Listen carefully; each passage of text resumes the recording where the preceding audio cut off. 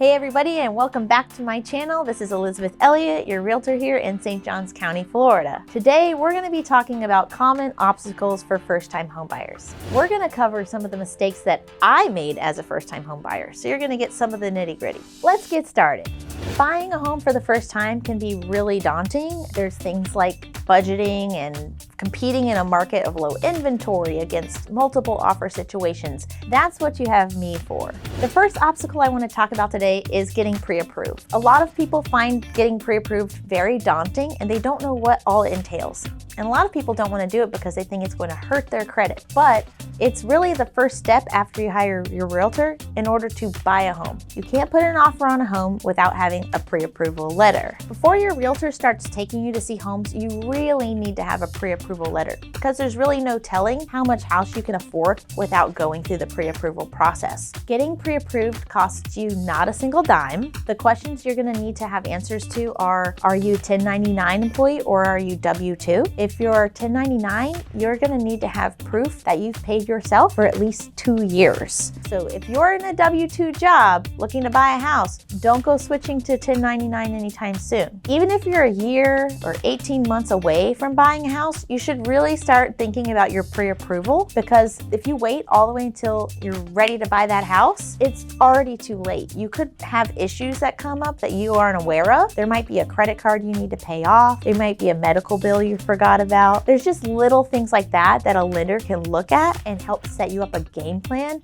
to really maximize your buying power. You can always do another pre-approval. They last for 60 days. So get the first pre-approval, work on your credit, pay down some debt, and then when you're in that 60-day window where you're ready to buy, that lender can run another pre-approval.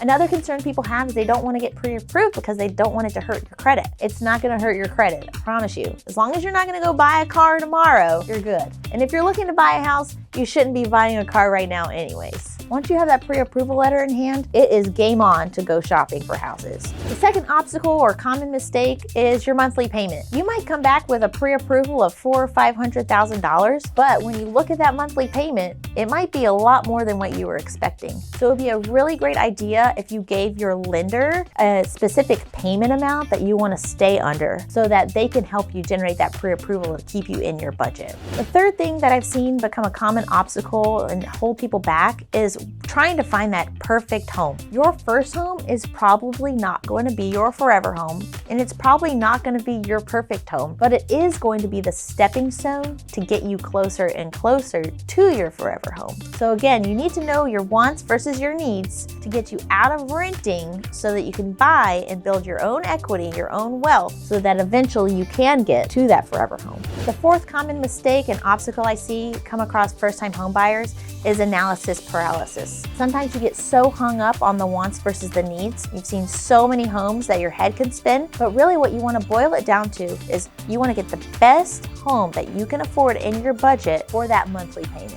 Bonus round. Another common mistake I see a lot of first-time homebuyers make is not using a realtor. Guys, let me say this really loud and clear. As a buyer, a realtor costs you nothing. The seller pays all realtor fees and commissions. So you're really losing out if you don't hire someone who's going to work for you on your behalf, negotiate for you, represent you, walk you through the process.